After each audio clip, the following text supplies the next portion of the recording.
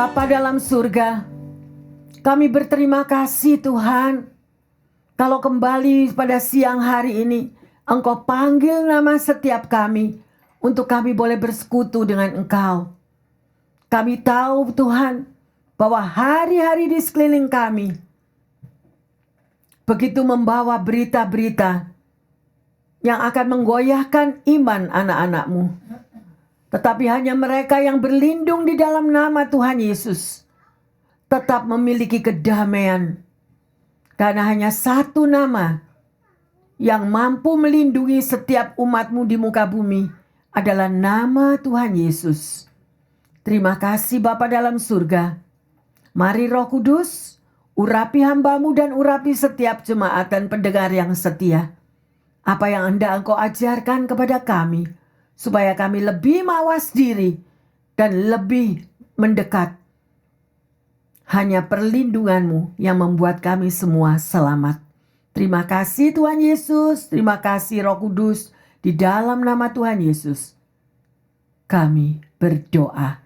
Yang percaya dan siap menerima suatu pelajaran yang baru mengatakan, amin, amin, amin. Shalom yang terkasih, kita bertemu kembali. Saya percaya semua tetap sehat, tetap bersemangat, dan tetap berapi-api. Semakin hari kita semakin mau mengerti, Tuhan Engkau mau berbicara apa.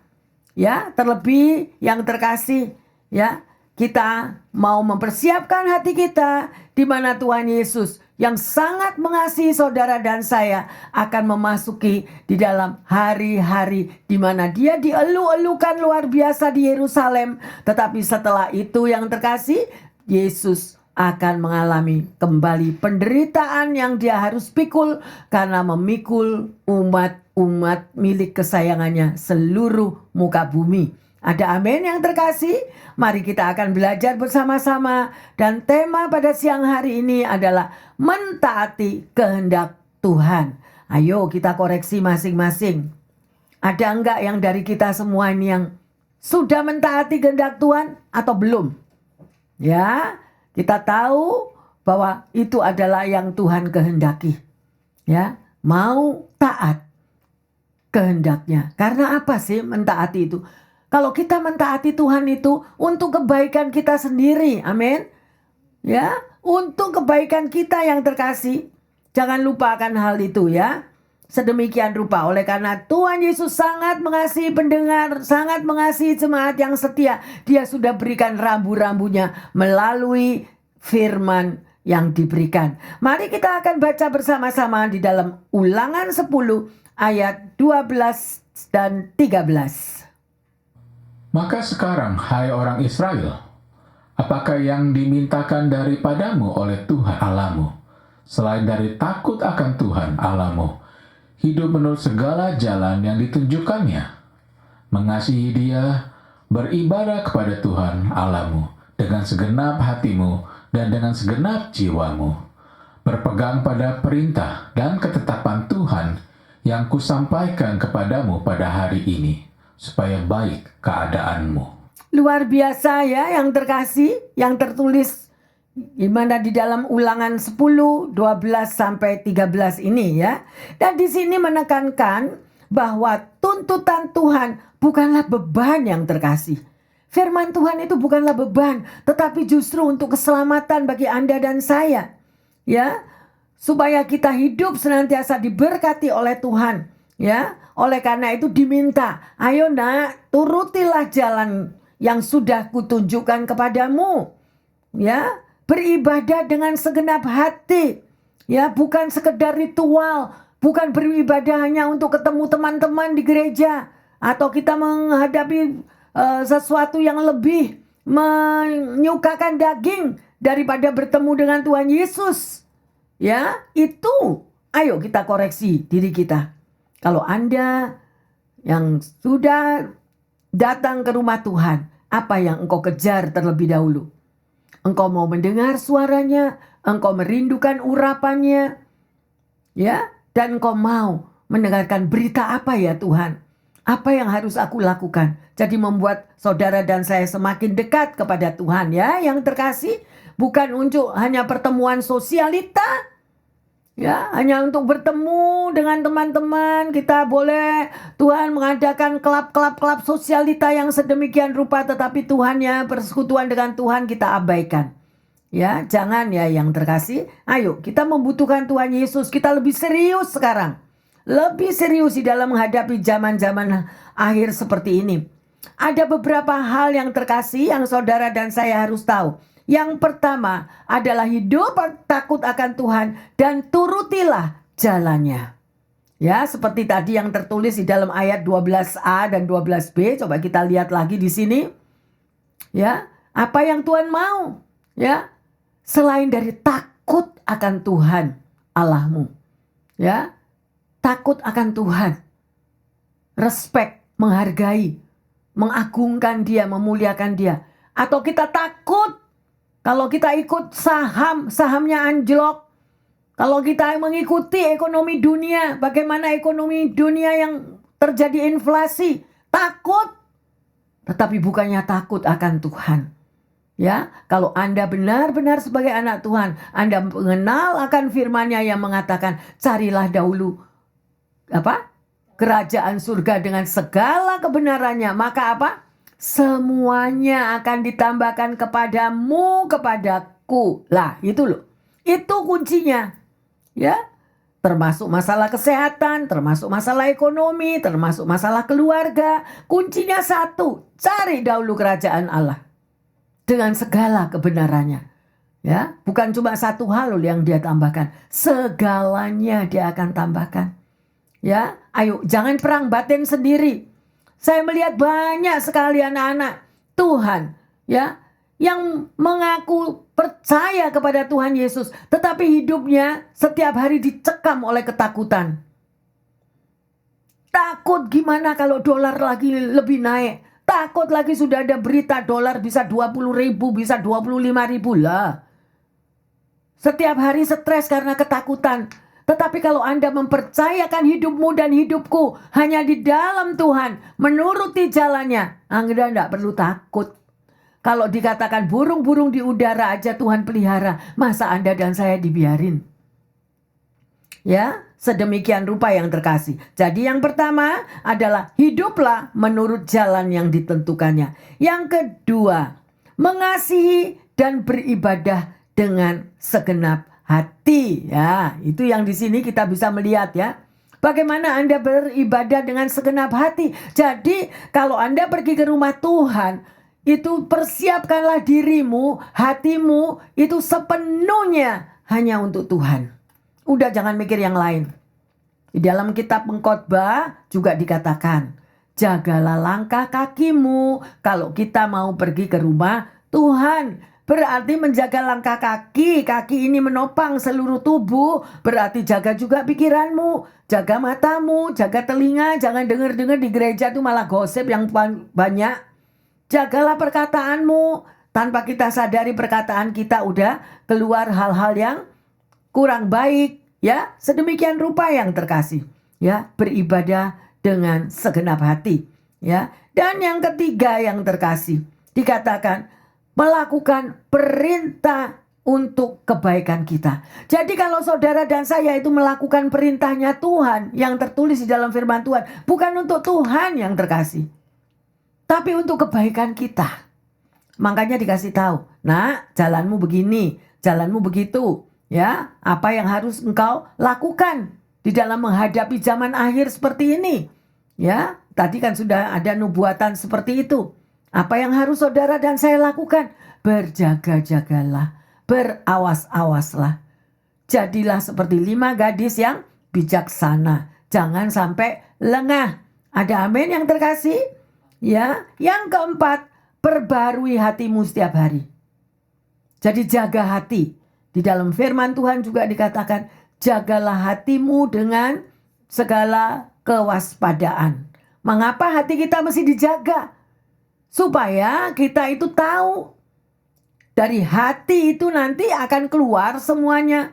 Kalau hatimu damai, perkataanmu damai. Kalau hatimu takut, cemas, khawatir, perkataan kita juga perkataan takut, khawatir. Pikiran kita juga dicekam ketakutan. Ya, tapi Tuhan sudah bilang, serahkan ketakutanmu kepadaku, serahkan seluruh beban hidupmu kepadaku, karena aku Tuhan ya, karena akulah yang memelihara hidupmu dan hidupku. Lah, jaminannya luar biasa kan? Ya, jaminan Tuhan itu luar biasa yang terkasih. Kita nggak bisa loh merendah hidup kita sendiri, nggak bisa. Sekalipun Anda boleh mendapatkan gelar PhD pangkat 10 atau pangkat 100. Oh, saya tahu nanti ekonomi dunia bakal begini. Oh, saya tahu persis nanti itu dolar jadi begini. Oh, nanti itu. Tetapi kalau semua itu di luar Tuhan, semuanya sia-sia. Ya, hanya Tuhan yang pegang kendali hidupmu dan hidupku, hidup kita semua. Amin. Percaya enggak? Karena banyak anak-anak Tuhan yang jadi Tuhan sendiri. Malah Tuhannya yang diatur, betul? Tuhan, aku mau yang ini loh Tuhan. Tuhan, aku mau yang begitu loh Tuhan. Nah, jadi Tuhannya yang diatur ya, yang terkasih. Jadi, mari yang terkasih. Pembaharuan hati, sunatlah hatimu. Artinya apa? Kita mau mengubah hati kita. Yang dulunya takut, khawatir, cemas, sekarang enggak mau. Tuhan, aku enggak mau takut lagi. Aku mau Engkau yang bertata di dalam hatiku, yang mengontrol hidupku. Amin. Ya, sedemikian rupa. Jadi hati kita dipulihkan. Kalau hati kita dipulihkan, hubungan Anda dan saya dengan Tuhan juga dipulihkan. Yang tadinya takut jadi enggak takut. Yang tak khawatir semuanya udah pasrah, surrender. Menyerah total. Dan pada waktu Anda bisa surrender dengan mengucap syukur, mujizat Tuhan pasti terjadi. Ada amin, haleluya.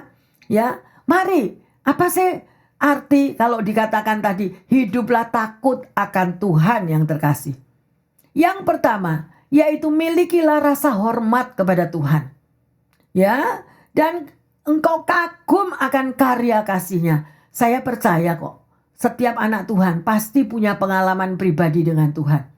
Ya, di masa-masa yang lampau, maybe hidup pernah dalam kegelapan, hidup pernah di dalam semua apapun yang menjadi kerinduan mimpi indah. Mungkin sekarang hal itu Tuhan sudah jawab.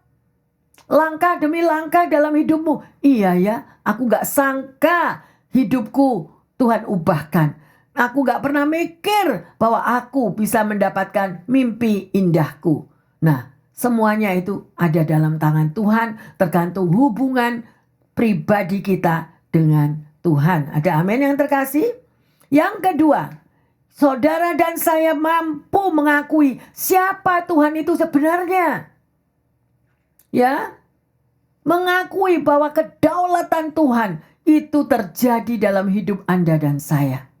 Gak ada loh orang yang bisa mengubah hidup Anda dan saya. Sekalipun engkau sudah memakai pikiranmu ya, 100 kali engkau merasakan aku orang yang paling hebat di dunia. Kita bisa belajar dari sejarahnya orang-orang yang pandai, orang-orang yang luar biasa, profesor, bahkan presiden, ya. Dan juga kita tahu ceritanya Steve Jobs, ya, yang pembuat daripada komputer itu semuanya berakhir sia-sia yang terkasih. Libatkan Tuhan di dalam segala yang saudara dan saya jalani. Jangan jalan sendiri. Kalau jalan sendiri hilang. Percayalah. Wes. Ya, apalagi jebakan glamurnya dunia. Satu kaki ikut Tuhan, satu kaki ikut dunia. Gimana? Geblak. Ya, kita pasti terjatuh. Yang terkasih, sedemikian rupa. Ya, kalau kita sudah yang pertama tadi memiliki hormat dan kagum akan Tuhan. Yang kedua tadi mengakui kedaulatan Tuhan yang luar biasa dalam hidupmu. Yang ketiga, hati-hati. Kita juga mengakui dan tahu bahwa murka Tuhan itu ada. Lah, nakuti kan? Jadi Tuhan itu bisa marah yang terkasih. Murka Tuhan itu ada. Nyata. Loh, pendeta gimana sih? Kan bilang katanya Tuhan Maha Pengasih, Tuhan Maha Penyayang. Lah kok sekarang dibilang murka Tuhan itu ada? Cari lagi di dalam firman-Nya. Ya, betul Tuhan itu sangat mengasihi saudara dan saya. Tetapi kalau kita masih terus mau berkubang di dalam dosa, masih terus perbuatannya kita itu berlawanan dengan apa yang Tuhan mau, ya pasti ada waktu Tuhan juga. Maha pengasih, maha penyayang. Betul. Tetapi kalau kita berontak terus, hidup sombong terus, seolah-olah mau menjadi Tuhan atas semua orang-orang di sekelilingnya, pasti murka Tuhan akan turun. Hati-hatilah ya. Dan yang keempat, menyadarilah bahwa sikap pemberontakan kita kepada Tuhan, ya, itulah ya yang membawa jawaban-jawaban doa Anda tertahan. Jangan berontak yang terkasih. Lawan kita itu Tuhan, bukan manusia. Ya, sedemikian. Sadarilah dan bertobatlah. Ya, engkau boleh menyenangkan hati sekelilingmu. Engkau boleh menjadi berkat bagi kelompokmu. Tetapi kalau berkatmu itu berkat hanya kesenangan daging, hanya kumpulan-kumpulan yang untuk menyenangkan sesama di luar Tuhan, sia-sia. Lebih baik kita mau senangkan Tuhan. Maybe berat. Tuhan, aku gak bisa loh Tuhan. Gimana aku bisa membawakan sabdamu kepada orang-orang di sekelilingku yang belum mengenal Engkau. Aku gak mampu Tuhan. Nah, makanya kita harus keluar dari sauna nyaman. Keluar dari sauna nyaman. Tapi kita kebanyakannya yang terkasih, kekuatan daging kita itu gak mampu. Ngomong aja gak mau. Malu aku. Masa aku mesti ngomongin nama Yesus? Berdoa aja kita mau makan di muka teman-teman. Malu aku berdoa, pastor. Nah, kalau kita malu akan Tuhan, Tuhan pun juga gak mau loh. Ya, sedemikian rupa. Jadi jangan menyalahkan Tuhan kalau doa-doa Anda sampai hari ini belum terjawab. Karena ada something yang belum kita lakukan. Ya, yang terkasih. Sedemikian rupa. Dan tadi dikatakan toh yang ketiga, jangan lupa bahwa Tuhan itu juga bisa murka. Bukan nakut-nakuti, tetapi ini kita belajar. Gitu loh. Kita belajar. Jangan sampai kalau satu hari maybe Tuhan itu sudah nunggu, kita tetap lalai, ya, santai, tahu-tahu bres demikian. Kemudian kita marah. Loh, kenapa saya Tuhan? Aku ini sudah panggil namamu, aku sudah berdoa, aku sudah melakukan, aku sudah memberi untukmu. Tetapi engkau tetap mengadakan murkamu atas aku. Lah, everybody, setiap kita memiliki tanggung jawab masing-masing dengan Tuhan. Ayo kita baca ya. Jangan sampai kita itu melawan Tuhan, lebih baik kita mentaatinya. Dan Tuhan gak bosen-bosen ingetin. Ingat nak panggilanmu. Ingat nak apakah engkau sudah menyelesaikannya. Tapi kita santai. Capek aku Tuhan, capek. Nah, Tuhan gak mau paksa kan.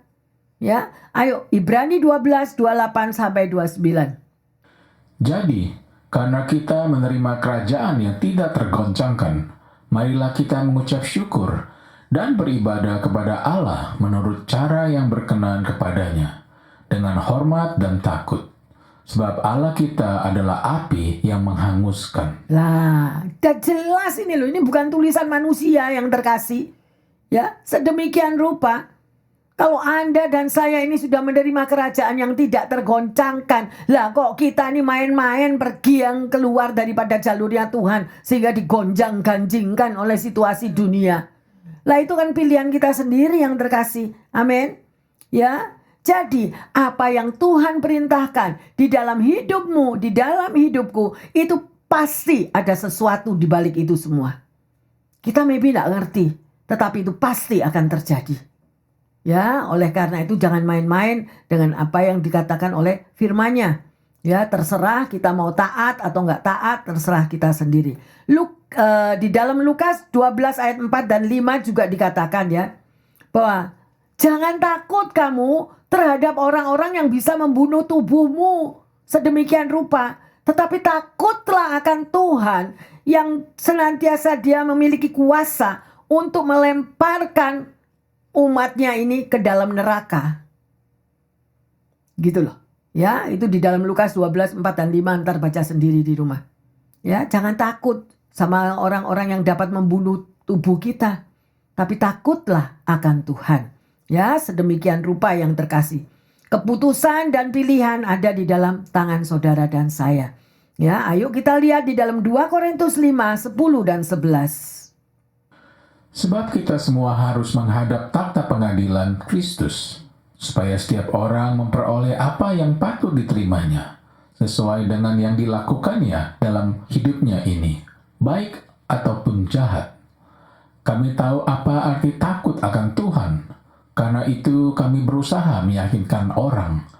Bagi Allah, hati kami nyata dengan terang, dan aku harap hati kami nyata juga demikian bagi pertimbangan kamu. Kalau Anda belum jelas, baca lagi pelan-pelan di rumah. Ayat 10 tadi, kemudian ayat 11. Ya, di situ dikatakan, kita semua ini loh nanti ada pengadilan tata Tuhan. Lah pada waktu Anda bertemu muka dengan Tuhan ditanya, "Nak, aku kasih kamu kesempatan hidup di bumi. Apa yang kamu lakukan, Nak? Apakah kamu menjadi berkat bagi sesamaku, sesama umatku, ya, dan menjadi berkat bagi Tuhan?" Nah, apa yang saudara bawa? Jangan datang kepada Tuhan dengan tangan kosong ya yang terkasih. Jangan dengan tangan kosong. Satu hari kita menghadap kepada Tuhan. Tuhan, angkat tanganmu kepadanya dan katakan, "Tuhan, ini aku mempersembahkan semua apa yang sudah aku lakukan di muka bumi ini untuk Engkau. Menyenangkan hatimu, melakukan apa yang Kau kehendaki." Lah kalau kita datang ketemu muka dengan Tuhan, tangan kita dua-dua kosong, selama kehidupan di muka bumi hanya hura-hura, glamur kiri, glamur kanan, ya, pokok disenangi sekelilingnya. Yang penting disenangi Tuhan enggak? Betul? Ayo kita mengejar semuanya. Jangan lupakan waktumu. Senangkan hati Bapa. Amin. Ya, yang terkasih, sedemikian rupa. Ya. Firman Tuhan bilang apa? Kalau kamu disuruh jalan 1 mile aja, jalanlah 2 mile. Berarti apa yang terkasih? Kalau kita melakukan sesuatu yang mau menyenangkan Tuhan, kita itu harus membakar dirinya kita, sekalipun kita tuh males. Sekalipun kita ini capek. Berdoa, capek Bu Pendeta. Oh, Bu Pendeta bangun jam 3 pagi, saya disuruh bangun jam 3 pagi, gak bisa. Noh, tuh. Lah Tuhan bilang apa? Kalau disuruh jalan 1 mil, disuruh jalan 2 mil. Berarti ada apa? Pengikut Kristus. Sangkal dirimu, pikul salibmu, ikutlah Tuhan Yesus. Nah udah, berarti sebagai anak-anak Tuhan ada harga yang harus dibayar ya. Sedemikian rupa yang terkasih ya. Mari kita benar-benar mau mengerti akan kehendak Tuhan. Ada 3 hal yang harus kita tahu yang terkasih ya. Dulu saya juga nggak ngeh. Sudah kalau ikut Tuhan ya udah ngikut aja. Saya dibawa oleh orang tua saya pergi ke gereja ya pergi, ngikut aja, doa ya doa, berlutut ya berlutut, berdiri ya berdiri, menyanyi ya menyanyi gitu. Tapi gak ada hubungan pribadi dengan Tuhan. Tetapi setelah mengalami proses hidup, disitulah pertemuan pribadi dengan Tuhan. Itu yang akan mengubah semua keberadaan kita. Memiliki hubungan yang erat dengan Tuhan. Ya, dan kita lihat buah-buahnya. Ada 3 hal yang saudara dan saya harus tahu. Ya. Yang pertama, murka Allah terjadi bagi orang yang tidak hidup benar. Loh, berarti ada murka Allah loh yang terkasih. Ya. Jadi murka Allah itu terjadi karena kesalahan kita, kesombongan kita, kelaliman kita yang tidak memiliki kasih. Orang yang tidak memiliki kasih, tidak mengenal akan 10 hukum perintah Allah. Mereka hidup bebas sebebas-bebasnya. Wong Tuhan kasih kehendak bebas kepadaku loh pastor. Gimana sih kok ngatur-ngatur hidupku? Ya, up to you. Pastor cuma menyampaikan. Ya itu murka Allah. Bagi orang yang tidak benar. Yang kedua. Murka Allah itu bersifat penebusan yang terkasih. Why? Kenapa sih kok Tuhan sampai marah? Kenapa sih Tuhan itu untuk sampai murka? Karena mau menyadarkan saudara dan saya, jalanmu salah nak. Jangan jalan kakimu itu menuju ke neraka. Ayo balik. Nah makanya itu karena tidak mau disuruh balik, Tuhannya marah. Ya, sedemikian rupa kita memberontak sama Tuhan, gak mau denger-dengeran, gak Tuhan-Tuhanan, ngapain? Nah, ya itu semua karena kesombongan yang terkasih. Orang kalau dibilang sombong marah kan? Marah, padahal maksudnya Tuhan itu baik. Karena di dalam firman-Nya mengatakan, kesombongan adalah awal dari kehancuran. Ya, mungkin ada orang yang hidupnya selalu sombong dan hidupnya masih berjaya, orang tua masih nopang terus, company-nya sukses terus. Wah, wait the time. Karena firman itu akan digenapi. Ya, pasti. Yang ketiga, ya, adalah murka Allah diperuntukkan bagi orang yang tidak taat. Tadi yang pertama, bagi orang yang tidak hidup benar, ya. Kefasikan, kelaliman, kesombongan yang sedemikian. Yang kedua, bersifat penebusan. Saudara dan saya itu ditebus dengan peringatan Tuhan melalui murkanya. Yang ketiga, bagi orang yang tidak taat, udah itu 100% gak Tuhan-Tuhanan. Nah, sedemikian rupa yang terkasih. Ya, mari kita mau melihat di dalam cek diri kita masing-masing di dalam Roma 1 ayat 18 dan 19. Sebab murka Allah nyata dari sorga atas segala kefasikan dan kelaliman manusia yang menindas kebenaran dengan kelaliman. Karena apa yang dapat mereka ketahui tentang Allah nyata bagi mereka, sebab Allah telah menyatakannya kepada mereka. Jelas kan? Ya, sedemikian rupa yang terkasih. Mari kita lanjut pada ayat 20. Sebab apa yang tidak nampak daripadanya, yaitu kekuatannya yang kekal, dan keilahiannya dapat menampak kepada pikiran dari karyanya sejak dunia diciptakan, sehingga mereka tidak dapat berdalih. Ya, jadi kita mau bantah Tuhan gimana? Semuanya udah tertulis. Ya, dan Tuhan itu memberikan kehendak bebas. Sasukamu nak, aku sudah memberikan hukumku seperti ini. Mau dijalani, mau tidak dijalani, mau berontak, mau apa, up to you, terserah kepadamu. Ya, sedemikian rupa. Ya, jangan kita itu berdalih dan kita menyalahkan Tuhan kalau ada jawaban-jawaban doa yang belum terjawab. Ya, mari kita lanjut di dalam ayat 21 sampai 22. Sebab sekalipun mereka mengenal Allah, mereka tidak memuliakan Dia sebagai Allah atau mengucap syukur kepadanya. Sebaliknya pikiran mereka menjadi sia-sia dan hati mereka yang bodoh menjadi gelap. Mereka berbuat seolah-olah mereka penuh hikmat, tetapi mereka telah menjadi bodoh. Nah, ini orang sombong. Ya, berapa banyak kalau Anda maybe ketemu teman yang pada waktu kita bicara firman Tuhan mereka membantah atau mereka berdalih, it's okay, biarin aja, kebaskan kain bajumu. Ya, Tuhan aja gak mau paksa sedemikian rupa. Ya, yang terkasih, kalau Anda membaca di dalam Kejadian 6 ayat 5 dan 7, ya, apa yang tertulis di situ? Setelah Tuhan menciptakan Adam dan Hawa, apa yang terjadi? Sudah diberikan hukum-hukumnya yang terkasih. Tetapi apapun, hukumnya itu diputar balikkan. Ya, sedemikian rupa di mana ular membujuk mereka dan akhirnya mereka jatuh di dalam dosa. Bagaimana dengan situasi saat ini? Di zaman now. Yang pria jadi wanita, benar?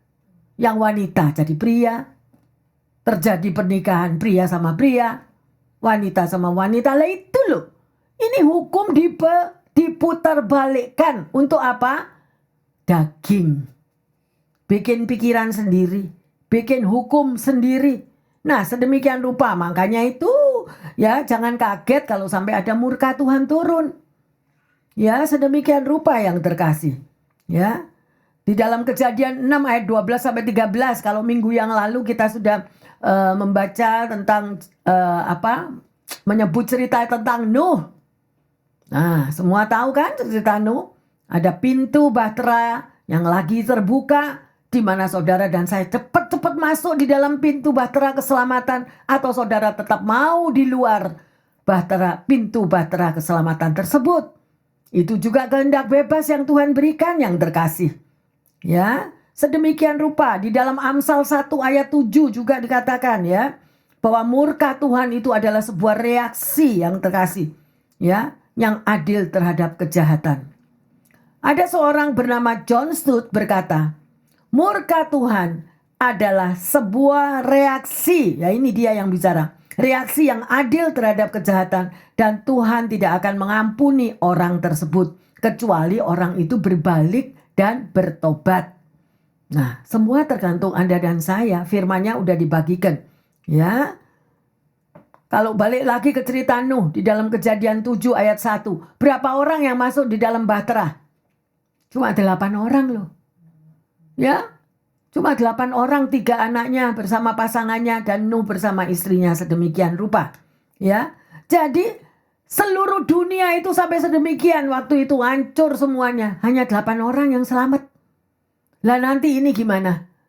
No one knows. Tapi Tuhan tadi bilang, udah ingatkin, ayo nak, cepat. Berlindunglah di dalam gunung batunya Tuhan. Benar? Ya, artinya ada perlindungan di dalam gunung batu. Sedemikian rupa. Ya, mungkin kita sebagai anak Tuhan tahu kan ceritanya Sodom dan Gomora, bagaimana Abraham itu dipanggil, ya, keluar, ya, sedemikian rupa karena bakal terjadi sesuatu, ya. Tetapi apa yang dilakukan Abraham? Karena Abraham adalah bapak orang yang beriman dan dia memiliki kasih, dia tuh nawar sama Tuhan. Ya, nawar, jangan dong Tuhan, kalau masih ada orang 100 orang, masa mau di bumi hanguskan. Sedemikian rupa. Ya. Mari yang terkasih, kita mau melihat, ya. Abraham terus menawar sampai Tuhan, gimana kalau ada cuma 10 orang Tuhan? Apakah dengan 10 orang itu juga Tuhan akan musnahkan? Ya, sedemikian rupa yang terkasih. Ayo kita lihat di dalam Kejadian 28 ayat 29 sampai 32. Lagi Abraham melanjutkan perkataannya kepadanya, sekiranya 40 didapati di sana, firman-Nya, aku tidak akan perbuat demikian karena yang 40 itu. Katanya, janganlah kiranya Tuhan murka, kalau aku berkata sekali lagi, sekiranya 30 didapati di sana, firman-Nya, aku tidak akan berbuat demikian jika kau dapati 30 di sana. Katanya, sesungguhnya aku telah memberanikan diri kepada Tuhan sekiranya 20 didapati di sana. Firman-Nya, aku tidak akan memusnahkannya karena yang 20 itu. Katanya, janganlah kiranya Tuhan murka kalau aku berkata sekali lagi ini saja, sekiranya 10 didapati di sana. Firman-Nya, aku tidak akan memusnahkannya karena yang 10 itu. Haleluya. Ya, gimana pembelaan Abraham itu buat orang-orang pemberontak yang ada di sini.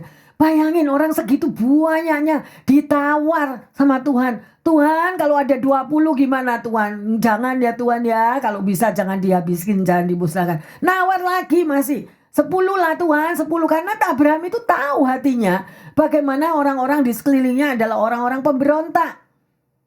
Ya, dia memberanikan dirinya ngomong. Ya, bagaimana yang 10 itu? Tuhan masih jawab, enggak, nah, aku enggak akan. Pokoknya ada 10 aja aku enggak akan. Berarti kan enggak ada 10 itu. Nah, sekarang saya mau tanya pendengar dan jemaat yang terkasih. Bagaimana lingkunganmu? Bagaimana orang-orang yang ada di sekelilingmu? Apakah engkau juga berdoa bagi mereka? Atau jangan yang cari yang orang-orang di sekelilingmu lah. Di keluargamu dulu, wes. Seandainya Anda memiliki keluarga besar, masih ada grandma, grandpa. Grandma, grandpa anaknya 10. Married, gak tahu sama siapa. Terus punya anak lagi. Ada keponaan, ada sepupu, ada semuanya. Ayo dihitung itu semua.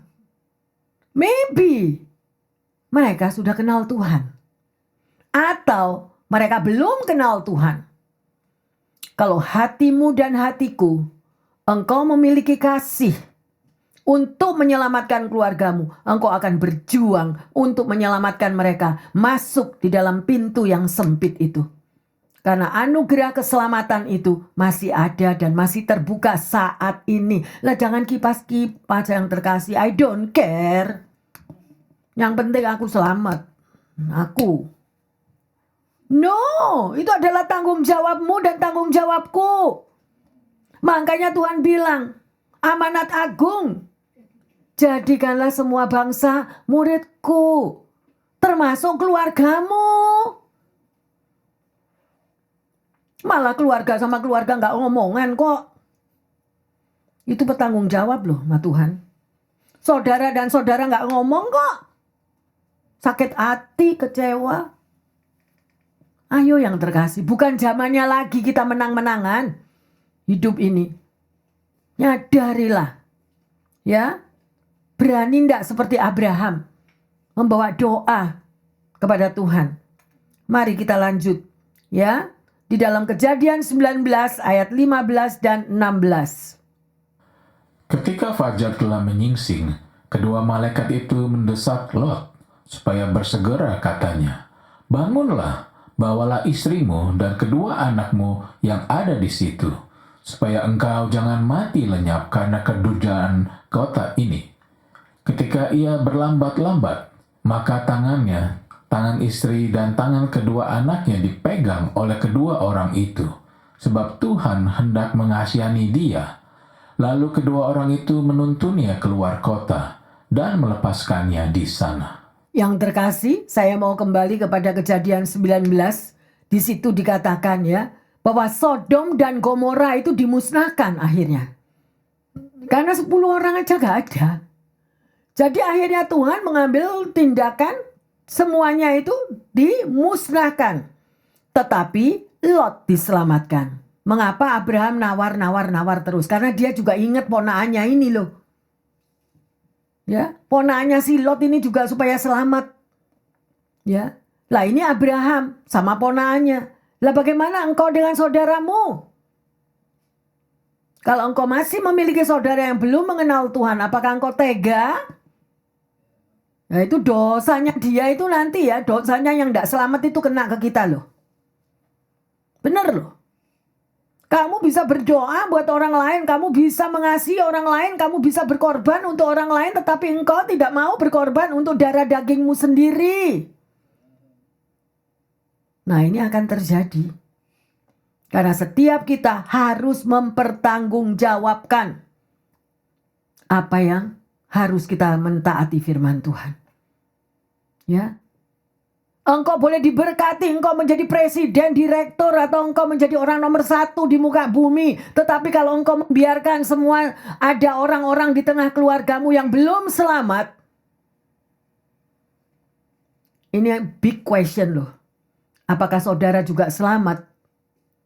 I don't know. Koreksi diri sendiri. Saya tidak mau menghakimi. Ya, pelajarilah firman Tuhan dengan sungguh-sungguh yang terkasih. Ya. Jadi sedemikian rupa di Kejadian 19 itu saya mau ulangi bahwa di bumi hanguskan, Sodom dan Gomora itu habis. Ya, tetapi Lot masih diselamatkan karena apa? Karena ada Abraham yang tawar-menawar dengan Tuhan. Kemudian datanglah 2 malaikat Tuhan. Itu 2 malaikat Tuhan itu yang menyelamatkan. Ya. Jadi digandenglah tangan istri dan tangan kedua anaknya Lot itu dibawa keluar mereka dari tempat tersebut. Jadi yang terkasih, dari cerita ini semua yang kita sudah baca, bagaimana Tuhan itu mau menyelamatkan saudara dan saya, juga keluargamu masing-masing. Tapi ada tanda petik, tugasmu ada. Ada tugasmu yang terkasih. Jangan sepelekan keluargamu. Kalau engkau bisa mengasihi orang lain, engkau bisa berjuang demi orang lain, tapi keluargamu sendiri engkau biarkan dia larut dimakan oleh api neraka, Tuhan juga akan bertindak atas kita. Ingat loh. Ingat. Itu bukan bebannya orang lain. Itu beban adalah saudara bersaudara darah dagingmu itu. Ya, ayo nyadar yang terkasih. Nah, mengapa? Sekarang saya mau tanya, kenapa kok saudara bisa selamat? Kenapa? Saudara merasa, oh aku kan ada di dalam rumah Tuhan, berarti aku selamat. No. Koreksi diri kita masing-masing. Ya, ayo. Kalau saudara dan saya diselamatkan karena ada anugerah Tuhan dan ada tugas dari Tuhan. Amanat agung. Ya, belum selesai perjalanan Anda dan saya belum selesai. Saya juga belum selesai. Semua punya tugas. Kejadian 19 ayat 24. Kemudian Tuhan menurunkan hujan belerang dan api atas Sodom dan Gomora, berasal dari Tuhan dari langit. Berarti terjadi kan itu? Apakah ada, baik pendengar yang setia maupun jemaat, kalau keluargamu mengalami hujan belerang seperti Sodom dan Gomora hanya karena engkau tidak mau menjadi saluran berkat? Itu bakal dituntut sama Tuhan itu. Kok cuma kamu tok nak? Kok cuma kamu yang minta diselamatin? Lah itu saudaramu gimana kamu biarin? Aku sang juru selamatmu, yang menciptakan, yang menghembuskan nafasku kepadamu. Aku tidak mau saudaramu terhilang. Aku tidak mau kamu juga terhilang. Lah kok kamu biarin saudaramu dimakan oleh api belerang? Please yang terkasih, sadarlah. Firman Tuhan hari ini menjelang Paskah. Bayar hargamu. Lakukan panggilanmu, lakukan tugasmu, ya, sedemikian rupa. 2 Petrus 2 ayat 6 dan 7. Hari ini banyak ya ayat-ayat firman Tuhan, karena nggak bisa. Saya mau potong, saya mau putuskan, tapi itu semuanya gabung. Anda malah nggak ngerti kalau nggak dijelaskan semua. Ayo, ya, 2 Petrus 2, 6 dan 7. Dan jikalau Allah membinasakan kota Sodom dan Gomora dengan api, dan dengan demikian memusnahkannya dan menjadikannya sesuatu peringatan untuk mereka yang hidup fasik di masa-masa kemudian, tetapi ia menyelamatkan Lot, orang yang benar, yang terus-menerus menderita oleh cara hidup orang-orang yang tidak mengenal hukum, dan yang hanya mengikuti hawa nafsu mereka saja. Jelas yang terkasih? Ya, jadi Lot ini diselamatkan. Ya, sekalipun Tuhan itu tahu dia terus-menerus menderita oleh cara hidup orang-orang yang di sekelilingnya yang tidak mau, yang melawan hukum. Ya, tapi Lot dia tidak mau mengikutinya. Ya, hawa nafsu daripada orang-orang sekelilingnya. Mungkin kau jengkel akan perbuatan dari orang-orang yang masih satu darah dengan engkau. Mungkin engkau benci, mungkin engkau kecewa karena dia pernah menyakitimu. Mungkin engkau pernah dikecewakan. Sedemikian rupa. Tapi apa yang Tuhan katakan? Kalau kamu tidak mengampuni, berarti Tuhan juga tidak mengampuni kita. Kalau kita tidak mengampuni saudara kita atau siapapun, bukan saudara, tetanggalah atau siapa aja, bos kita atau teman sekerja, macam-macam. Pokoknya tanda petiknya tidak mengampuni. Maka Tuhan juga tidak mengampuni kita. Jangan merasa bahwa, oh aku masuk surga. Kita sudah finish. Bu Pendeta, saya sudah finish, saya taat sebagai anak Tuhan yang taat. Aku melakukan firman, aku membayar perpuluhan, aku berkorban demi gereja Tuhan atau segala macam. Tapi engkau biarkan saudaramu terhilang dimakan oleh api belerang. Tuhan gak tinggal diam yang terkasih. Selamatkanlah mereka selagi ada waktu. Homework ya, homework. Ini sebelum Easter. Saya sudah sampaikan, Anda mau melakukan atau tidak, terserah. Pokoknya saya sudah menyampaikan. Ayo ayat 9 dibaca. Maka nyata bahwa Tuhan tahu menyelamatkan orang-orang saleh dari pencobaan dan tahu menyimpan orang-orang jahat untuk disiksa pada hari penghakiman. Nah, tuh teman kita ini termasuk orang jahat loh. Kalau kita tidak mau menyelamatkan sesama kita tuh kita termasuk orang jahat. I'm so sorry kalau saya harus katakan itu. Jadi jangan merasa bahwa aku sudah selamat.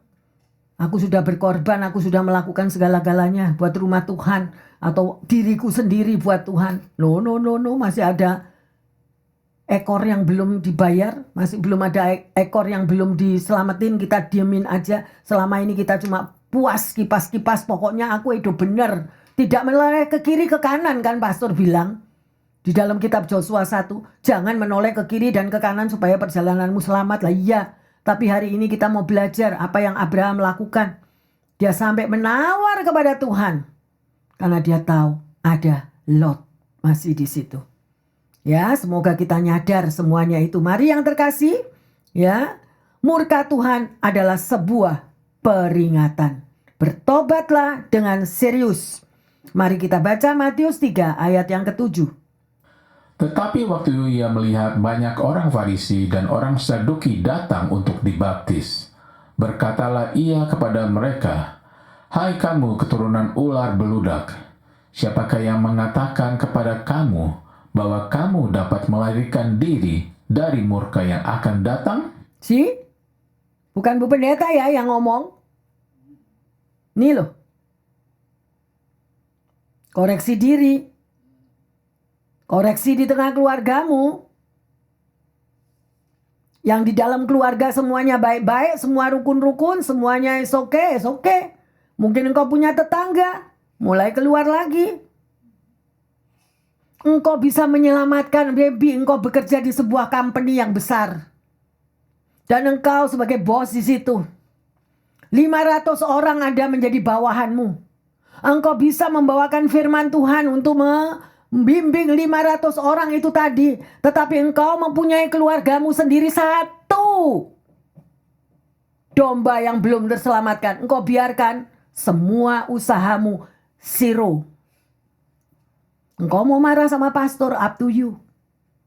Saya cuma menyampaikan firman Tuhan supaya kita semua selamat. Ada amin? Ya, ayo nyadar yang terkasih. Nyadar selagi ada waktu. Ya, Efesus 5 ayat 5 sampai 7. Karena ingatlah ini baik-baik, tidak ada orang sundal, orang cemar, atau orang serakah, artinya penyembah berhala, yang mendapat bagian di dalam kerajaan Kristus dan Allah. Janganlah kamu disesatkan orang dengan kata-kata yang hampa, karena hal-hal yang demikian mendatangkan murka Allah atas orang-orang durhaka. Sebab itu janganlah kamu berkawan dengan mereka. Jelas ya semua. Makanya firman Tuhan ini banyak hari ini untuk memperingatkan kita menjelang zaman akhir. Waktunya Anda tidak santai, tidak cuma kebus-kebus ya, untuk menyenangkan menikmati daging kita sendiri, tetapi ada homework, ada tugas dari Tuhan. Ya. Ada apa yang harus Anda lakukan dan apa yang tidak boleh kita lakukan. Kita lanjut Roma 2, 5 dan 6. Tetapi oleh kekerasan hatimu yang tidak mau bertobat, engkau menimbun murka atas dirimu sendiri pada hari waktu mana murka dan hukuman Allah yang adil akan dinyatakan. Ia akan membalas setiap orang menurut perbuatannya. Haleluya. Firman ya yang ngomong ya, bukan Bu Pendeta. Ya, kalau mau ngamuk ya ngamuk sama Tuhan, urusan sendiri sama Tuhan. Pokoknya saya hanya menyampaikan sedemikian rupa.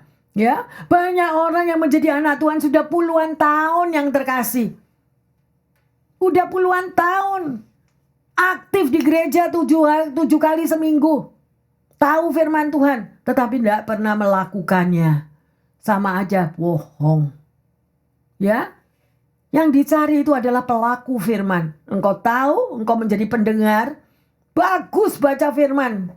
Kita diingatkan, kita disegarkan, kita dihiburkan, kita dikuatkan. Tetapi kalau cuma sampai pada titik tersebut, that's it. Gak ada sesuatu yang kita lakukan. Tanya sendiri sama Tuhan. Saya cuma menyampaikan. Ya, buat apa firman kita tahu, ya, semuanya selesai dalam 3 bulan saya selesai loh Bu Pastor. Kejadian sampai Wahyu. Tapi gak pernah dilakuin.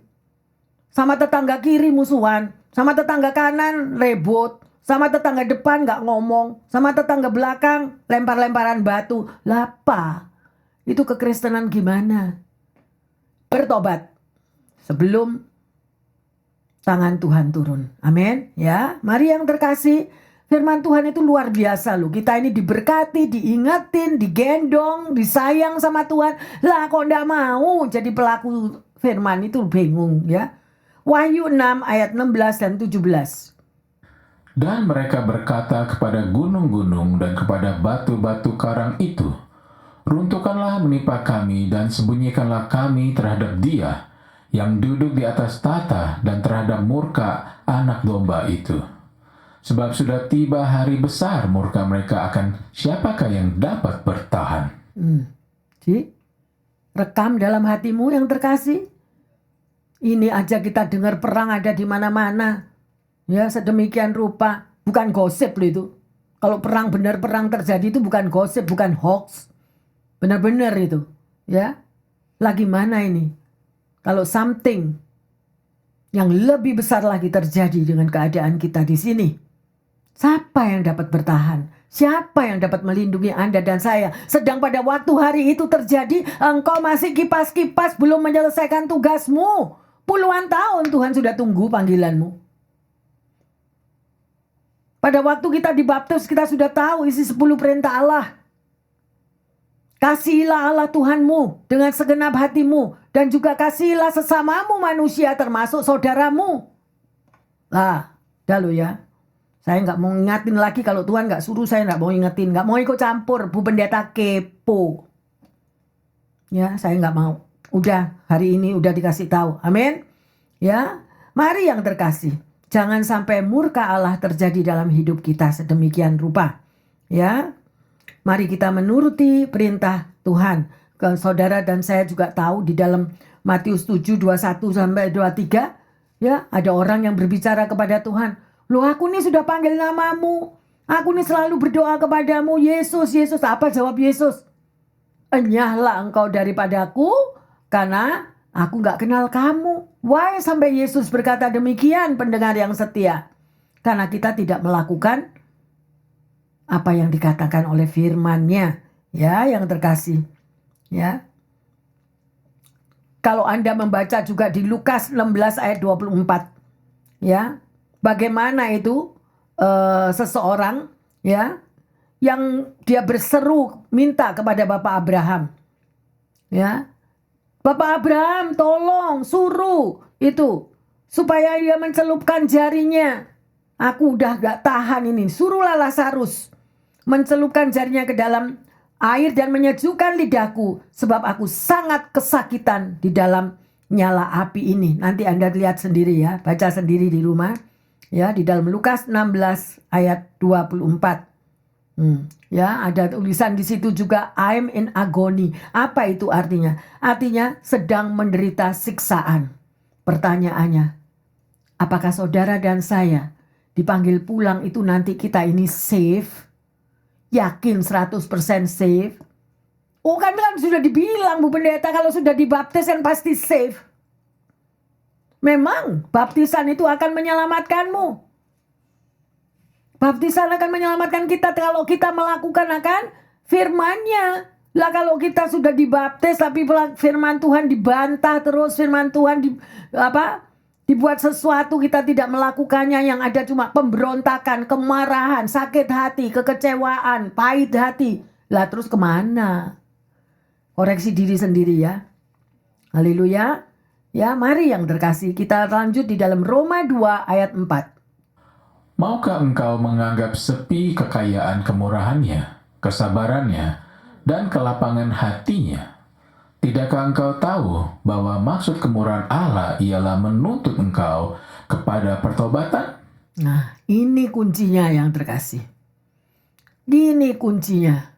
Jangan menganggap sepi akan kasih sayang Tuhan. Jangan menganggap sepi akan kemurahan dan kesabarannya. Pendengar yang setia, Tuhan itu panjang sabar. Tetapi ada maksudnya. Kemurahan Allah tadi hendaklah saudara dan saya itu mentaatinya karena engkau dituntun menuju kepada pertobatan, yaitu melakukan firman Tuhan. Ya, jadi hari ini kita ada belajar yang terkasih, ada homework masing-masing.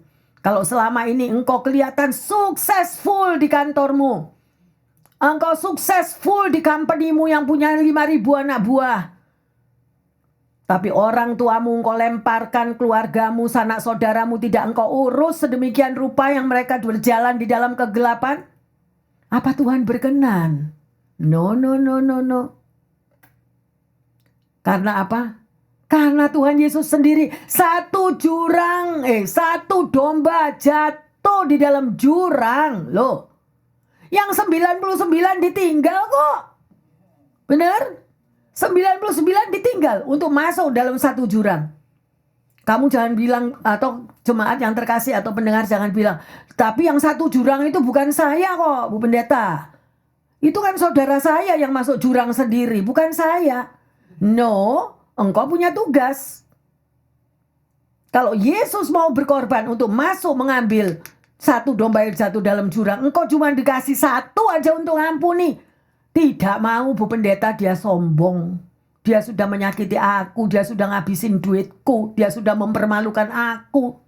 Nah, up to you. Tugas Bu Pendeta cuma menyampaikan. Ya, Bu Pendeta enggak mau kepo. Udah kenyang kalau Bu Pendeta dikulitin. Oke? Ya, jadi sekarang lakukan tugasmu yang terkasih, pendengar yang setia.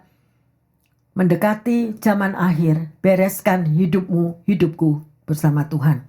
Ya, penting sekali sedemikian rupa. Ya, jangan menganggap sepi, ya, bahwa kemurahan Allah menuntun saudara dan saya di dalam pertobatan. Hari ini yang terkasih dan pendengar yang setia, kita sudah belajar semuanya bagaimana saudara dan saya mentaati kehendak Tuhan. Pertanyaannya, bagaimana saudara dan saya bisa mentaati kehendak Tuhan? Apakah engkau selalu membaca firman-Nya dan melakukannya? Ya. Yang kedua, dan apabila engkau sudah melakukan tugasmu, engkau sudah menjadi pembawa keselamatan bagi orang di sekelilingmu, apa yang engkau alami di dalam hatimu? Adakah engkau mengalami rasa damai, sukacita, dan menyerahkan orang-orang yang sudah engkau campur tangan untuk menyelamatkannya, membawa mereka kepada jalan Tuhan? Atau setelah engkau menemukannya, engkau merawatnya, dan engkau melepaskannya kembali? Apakah ada engkau mau membimbing mereka sehingga mereka selalu berada di dalam jalan Tuhan? Itu pertanyaannya.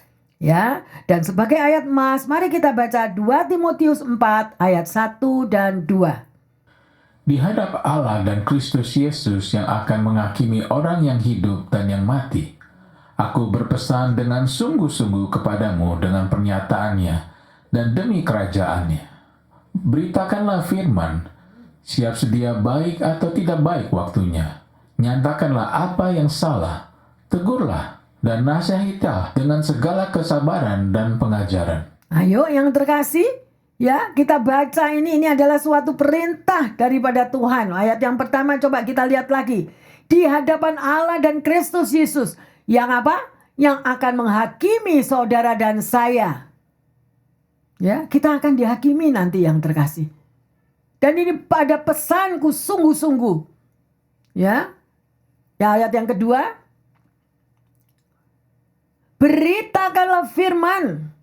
Udah ngomong firman belum? Udah, Bu Pendeta. Di company saya yang 5.000 orang itu saya berita. Saya beritakan berita keselamatan.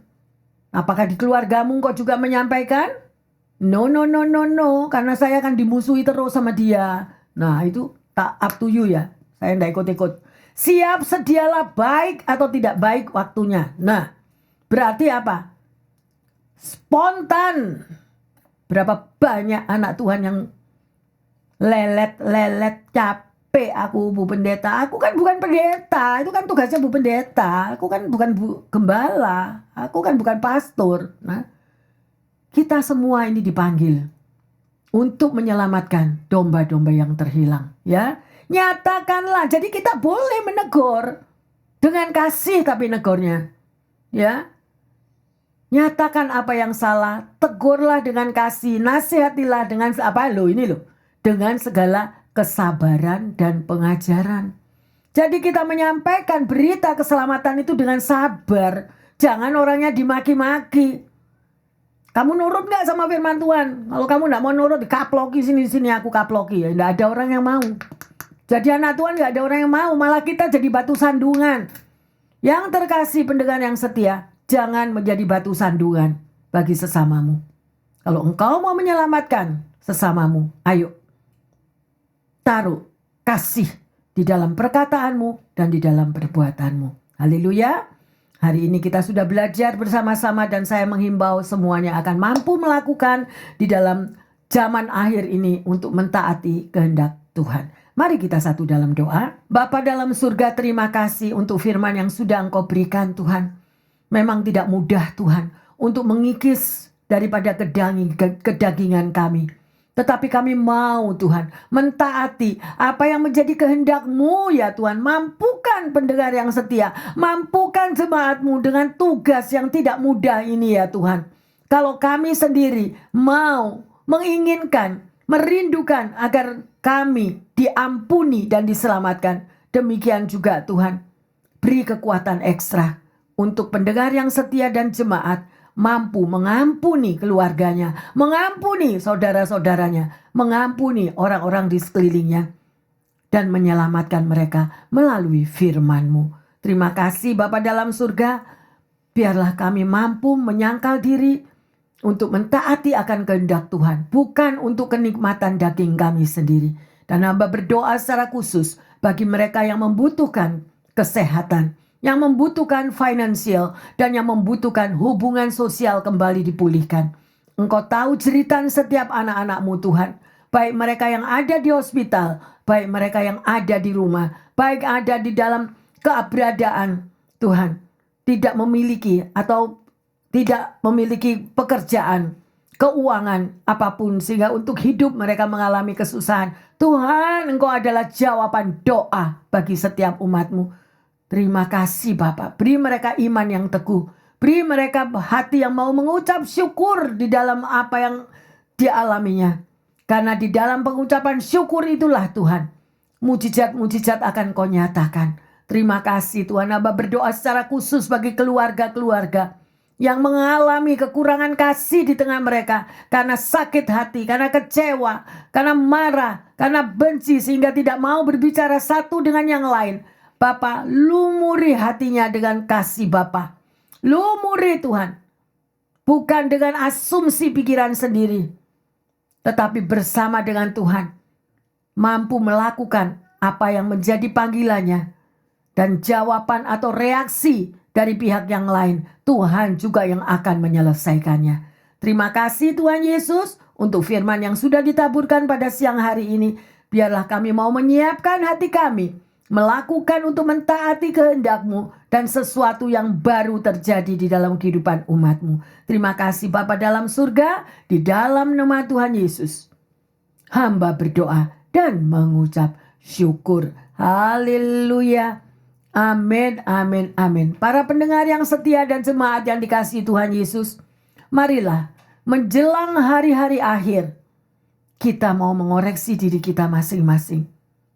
Mampukan dirimu, sangkal dirimu, pikul salib, lakukan tugasmu untuk mengasihi dan mengampuni orang-orang yang sudah menyakitkan hati kamu, ya, dan hidup seteru dengan kehendak Allah. Tuhan Yesus memberkati semuanya. Haleluya. Amin, amin, amin.